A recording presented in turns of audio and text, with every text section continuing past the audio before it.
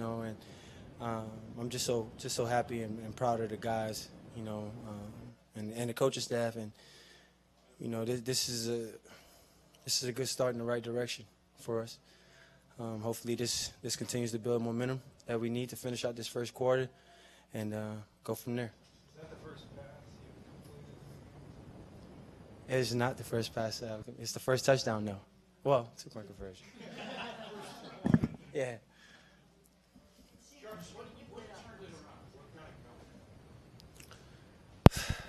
We just found a way to make plays. I think early on, we struggled a little bit on first and second down, put us behind the chains, and got in obvious passing situations. And in this league, as we all talked about, and I've talked about before, it's tough to convert third and long. And we found a way in early downs, especially when Bate came in, just to get the ball out of his hands as quickly as possible. Made great decisions, and it allowed us to move the ball effectively. About how, Baker lit everybody up. It just seemed like the stadium, the players, the fans, silence. Honestly, just being around both of those guys, Tyrod and Baker, and seeing the approach and the way that, they both carried themselves around the building, and, for Baker to come in right before half, and it's just a testament. I promise it's just a testament of how he worked since the day he stepped into this building, and not having that backup, mentality. And he was so ready for this moment. He was prepared for this moment, and he grabbed it by the horns. Did he energize you? Oh, absolutely. Absolutely. He did. He did the whole stadium. I'm sure you felt it. Can you talk about how he overcame the adversity on that one drive that started out with a drop and you get a drop and you get a penalty? Don't do me that. Come on now. I take that to heart. Come on. Don't do me that. And he kept you guys together through that and put a touchdown. You know what? I mean, it's something that's been our Achilles heel. If you really think about it and look at, the opportunities that we've had in the red zone and that we didn't take advantage of, or we had penalties that knocked us out of field goal range and we lose points that way. I think by being in that situation before, nobody panicked, and we just went back to it. And, I think that was a 16 play drive. That's incredible. You said good stuff about Baker since he got here, but was there still a little bit of doubt just because he's never done it in a regular season game and to come in with Doubt who? Never doubt Right six. away, Never doubt six. Never doubt him. Never. Just like I said, just the mentality, the attitude that he's always approached, since he stepped into this building. Never doubt. I don't think there's a coach or a player in this building that has doubted him or doubted or felt like, we were in a disadvantage when he came onto the field. And that's something you got to love about him. That's why he was the first pick. That's why he's a Heisman Trophy winner, and we saw it tonight firsthand. People talk about in practice how he just makes these wild plays that we don't see a lot of them anymore. But has he been really doing that over the past few weeks where he just makes wild plays in practice and that's probably why you guys aren't surprised by it? I mean, he's special. He's really special. Last week I had an opportunity to sit down with him, after the compliment from Drew Brees, and he didn't get a big head or anything. But, he took advantage of the moment and the opportunity, but obviously, again, we've always seen him make this plays. As far back as, the Baker Mayfield story started, he's always made these type of plays. So, it's awesome to be a part of it. So what are you thinking when that 2-point conversion play gets called? Well, we ran the play before, and we were on the sideline, and he comes to me, he says, "Your ass better throw me that ball." No matter what. And I said, I got you. And it's something we've been working on for a couple of weeks. But, he was ready for the opportunity. Again, it's something about the professionalism that he's brought, to not even have repped that play before, but still do it the way he did it and it'd be effective, and tied the game up for us. Regardless of when the Baker future starts, how bright does the future look with Baker Mayfield here in the Browns park? As bright as these lights. As bright as these lights. I mean, Anything else would be an understatement. And how did you feel to welcome the fans in that stadium? Did you, I mean, was it rocking? It was, again, it was something that I know as an organization and as players and coaches, to be proud of, to take this step, and I believe too, for the fans, this is an opportunity for them as well, and they should enjoy it. They deserve more of it, and we're going to do our best to make sure that's happening. Again, using the momentum from games like tonight, using the momentum from when we walk in the stadium and the energy we get from those guys, the fans, and letting it go on to the rest of the season. Is there a small part of you that, I know you can't, shoulda, woulda, coulda, but is there a little part of you that thinks you guys could be great already? Don't do that either. Come on. Come on. Now that the elusive win is out of the way, do you feel like there's a bright future ahead for this team now that the pressure is completely off you guys to deliver a win? I mean, really, honestly, what has happened in the past. Again, I say it again. It has nothing to do with us. This is a new team.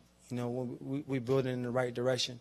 Obviously, we fell short. The first 2 weeks, but at the same time, this is one of those games I think for us, that can create the momentum. Coach Hugh came in and he said, "Chase the breakthrough, don't chase the break."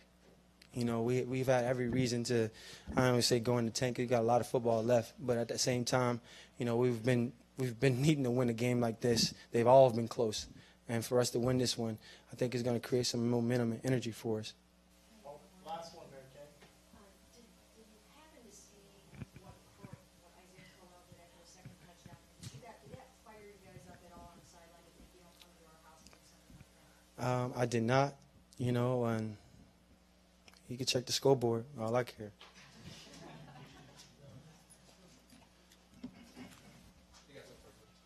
You feel? Come on up here.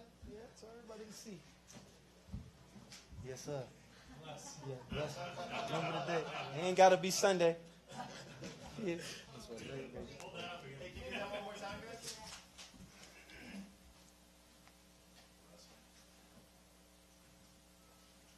Michael Irvin and them had those made.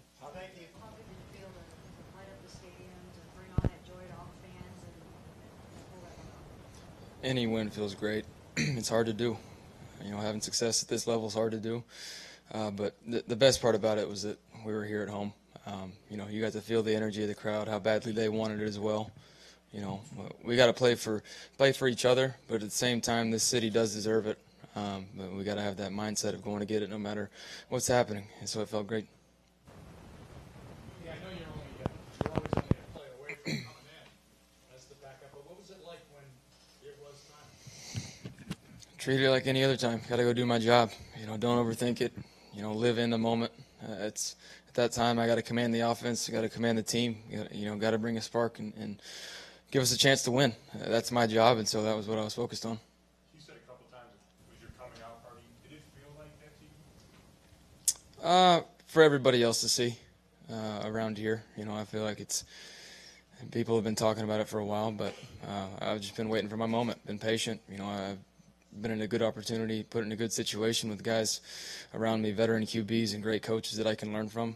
It was never whining or complaining about playing time. Just want the team to win, and no matter what the cost is. It's 14-0 when you set foot on the field.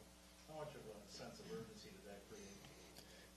We had a whole half to play and some change in the second quarter. So, just wanted to chip away. All points are good points at that point. You gotta battle back, gotta chip away. And so there was a sense of urgency, absolutely, of being the aggressive team, putting them on their heels. But at the same time, we weren't trying to push too hard.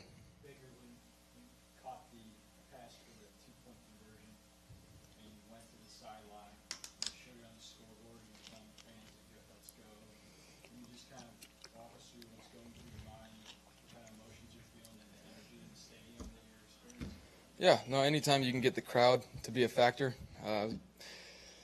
kudos to the crowd. It played a big factor late in the game, and so anytime you can get them to be your 12th man, as cliche as that sounds, it's the truth. So whatever we have to do to fire them up to affect the other offense, that's great. It's definitely up there, being the first NFL game I've played in, first regular season one that actually counts. So it's definitely up there for me. I've had some great memories, but just getting started. What do you think the key was to you given the start you did? And obviously you got to reach the whole stadium. Just being ready to go. I think being decisive of where I want to put the ball. I think, just attacking. Like I said, you want to put them on their heels. And so when you do that, offense builds confidence. Defense will see that. They'll start to build confidence as well. Then, like we said, the crowd gets into it. When you get all three phases like that going, it's pretty tough to stop. What's your key to getting rid of the ball so quick? Seeing things, eliminating quickly, and just trusting your guys to be in the spots they're supposed to be in. Why do you think there was so much lack of energy out there the first half? Anytime you're not having success, there's no reason to celebrate a bad play or when you're not having success. You want to have success. I talked about it. Football's hard to have success. It's tough to do your job.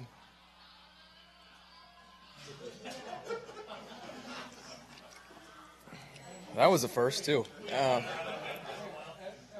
you're seeing that from the sideline, did you go in there? You good? When you saw that lack of energy from the sideline, did you go in there just thinking, I've got to do something right off the bat? No, not right off the bat. I was never trying to put too much on my shoulders. Just trying to do my job, get the ball out in their hands. When you can do that, they're going to make plays for you. These guys are the best in the world at what they do. And so that's what my mindset, that's where I was at. But at the same time, before I was even in, my job was to be there for the team and help in any way we can to win. And so just coaching guys up on different looks and being that extra guy when coaches aren't there or Ty's watching tape or looking at different, defensive fronts and coverages. So we all have a job here. And so tonight we did a good job and pulled out a win. Does it make it any more cool for you that it snapped in 19-game winning streak and that beer coolers snapped over? Dilly dilly to the Cleveland fans. Yeah, it's comes with it, but it's not the only win we're going to celebrate. It's a building block for us. Did some good things, but there's still a lot we can work on, and that's the great part about it. We're nowhere near where we want to be, but we're in a good spot right now to build a foundation and keep going. Did you get to speak to Sam Darnold at all after the game? A little bit, pretty hectic right there after the game. Told him good game. Keep playing well, keep pushing. We're in the same spot. Rookies playing our first NFL games, so he's playing well. He's leading his team, so proud of him. Any special satisfaction out-dueling him tonight? Nah, it's never about playing one person. It's about getting the team win. Got to ask you this. You expect that this will be your job now? And how will you react at this time? Not focused on that, You got singular focus. Going to enjoy this one. It's Coach Haley said it's like winning twice. You play on Thursday, and then you get to watch everybody else lose on Sundays. So you're going to enjoy it right now, and then we'll see what happens next week. But that's the mindset you have to have. You have to hit the reset button as soon as this weekend's over, and we're back to work. That's all that matters. Did you tell Jarvis to throw you the ball on two-point conversion? I think that's how the play was drawn up. You said that you had told him you got to. We knew we were going to call it. That was the first read, so I was hoping he was going to throw it to me. Why didn't you call it the first play? Not in the right spot, Tony. Baker, Joel Antonio said that you guys put that play in towards the end of the training camp. Tyrod Taylor was the guy that always ran that stuff. How comfortable and confident when that play was called that you would execute? Never taken a rep of it, but watching Ty do it all through practice, it's not too hard to call out a cadence and walk up to the line and kind of just stand there. Did you ever, did you dream it up like this? Did you envision your first NFL game kind of going like this? The result, a win, yes, that's the way I've always wanted it. But, the circumstances of what I was going in with, never want to go in after one of your captains gets hurt.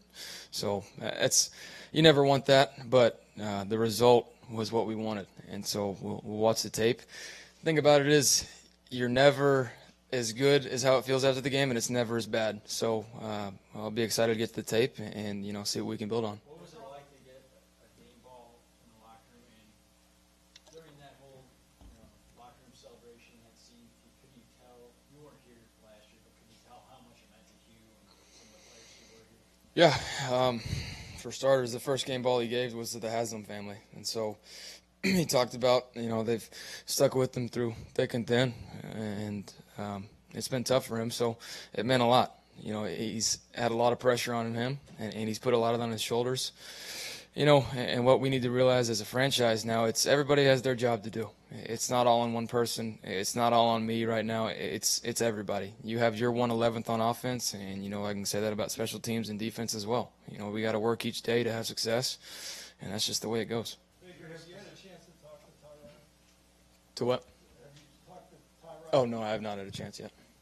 Did you have a specific message for the guys when you went to the huddle the first time? Just do your job. Not going to try and overdo it. Just going to be myself, lead, play with fire and passion. Baker, it looked like before you went into the game, it looks like you were kind of pumping the guys up on the sidelines, trying to get the morale up. Did you feel some of that positivity translate with you onto the field once you did get in? I've always been like that. I've always been a guy to keep the positive energy on the sideline. Always, the most important play is the next one, no matter what happens. And even before the game, getting guys in the right mindset, confident. You play well when you're confident. People can say cockiness, whatever, but there's results when you play with the confidence and you believe in yourself. And so that's what I always try and do with my guys. It's what I've always done. And I just tried to carry that over when I was in. Is this sort of what you were talking about at the combine when you said if there's anybody that can turn that team around, it's me? That might have been it. You got a lot of people listening to you in cars driving home from this game. What do you want to tell them, the people listening to you? Cleveland deserves a win.